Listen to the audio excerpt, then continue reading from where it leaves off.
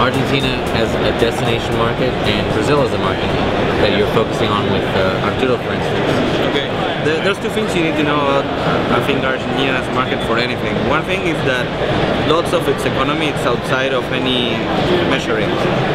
So you don't know what's going on from the stats. Like, even when the crisis happened, no, the stats said we were like dead, but things were working more than it seemed in the stats. Because there's lots of the record economy, some of it because they're maybe avoiding taxes and stuff like that. Some of it because it's a big hassle to get on record, like there's lots of bureaucracy. So the market is always bigger than what it's measured, a lot more than in, I think that's the case in all around the world, but in Argentina particularly. That's one thing. So how does that affect games? Well, first of all, like game distribution, retail game distribution in Argentina has always been very bad. Very bad. Very, very bad. So the service was not good, the games got they're late, overpriced, and you cannot, like the guy that's selling it doesn't know anything about games. It's just one room in a place where they're selling fridges. So you have to buy a fridge or a washing machine and games. Whatever games happen to be used as padding for the fridge. Right. So in the end that creates piracy, but I don't think that's piracy for the piracy's sake. Like people are trying to pirate it when they have a good option. They've been so underserved that they're doing piracy. Yeah. But they're actually spending some money there. And lots of people have games, lots of people have PS2 consoles, or lots of people are having PS3 consoles too now. And I think, and lots of people are playing soccer games a lot and racing games too. There's a culture of playing games. There's a culture of gathering together with friends and having some beers and pizza and playing together. I think it's just not very well measured, so that made us not be a target for lots of publishers. That if they were able to see the actual market, it would be much interesting. And when we did Mundo Gaturro, it was like there was no way we could make the plan only with sales, because everyone said you are not going to be earning money directly from the customers. You need to do advertising, and we really didn't want to have that initially. So we pushed to have sales and to make better payment methods and to serve properly the customers. And now that 2 years after, still 70% of our incomes are from payments, and we have proved that people are willing to pay, and they're willing to pay as much as you offer them. So Mundo Gaturro is subscription.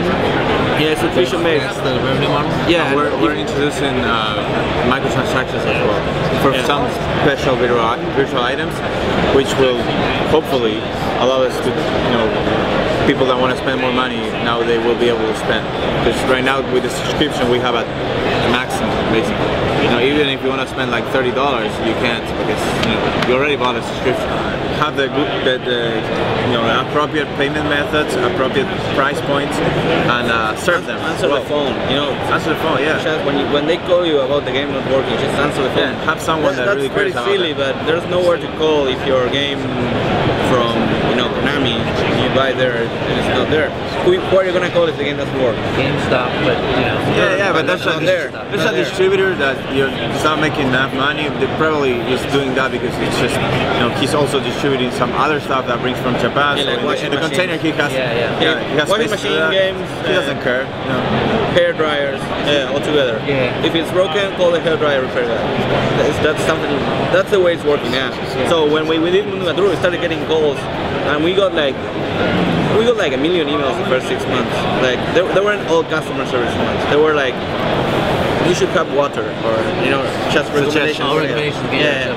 But the fact that they had a way to talk with us was very valuable for as perceived value for them. Yeah. And I think that that's one of the main things. I think that game companies all around the world, when they take a game to Latin America, they should think like it's a hole where you drop the game and maybe money will start dropping out of that hole.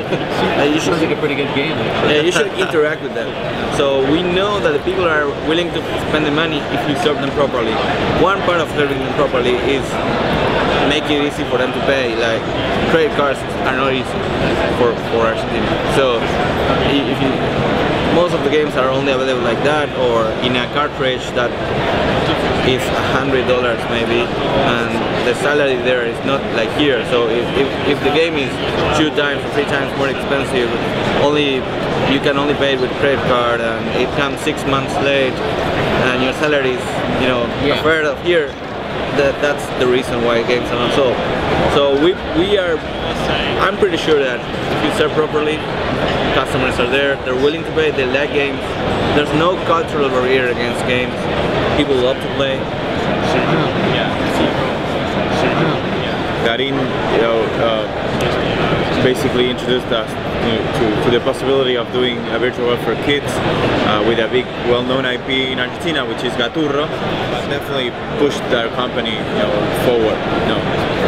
It helped us a lot, and now we're also betting on the launch of that product in Brazil, which is going to happen in the next month.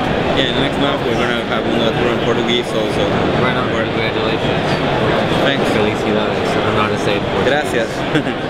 Parabéns. Acho que Parabéns was like happy birthday or something. Yeah, but I think it's sort of, I don't know. Maybe. well, happy birthday. Thank you. Movies, music, all that American stuff, all that European stuff works pretty well if it's good. People like it everywhere in the world, and everyone now and then it also happens the other way around. So we hope to do that. Yeah, like tango works in the 40s, 30s around the world. Maybe we can get something like that happening with games. Yeah. But it's hard to stop thinking, I need to make this more American. It's just, you think you will fail if you don't. Right.